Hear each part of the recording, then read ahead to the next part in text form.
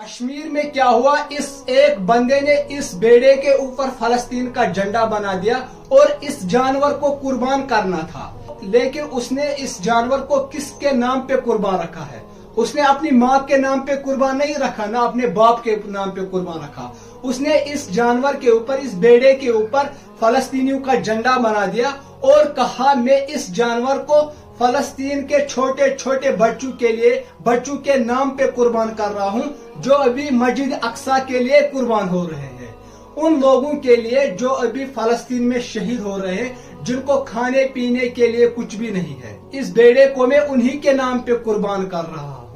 हालांकि फलस्तीनियों के पास अभी कुछ नहीं बचा है ताकि वो भी कुर्बानी कर सके, उनके पास तो घर भी नहीं है। लेकिन सलाम करता हूँ मैं इस कश्मीरी भाई को। ये वीडियो तमाम लोगों तक शेयर करना और इस बंदे के बारे में कमेंट सेक्शन में जरूर कुछ कहना, इसने अच्छा काम किया या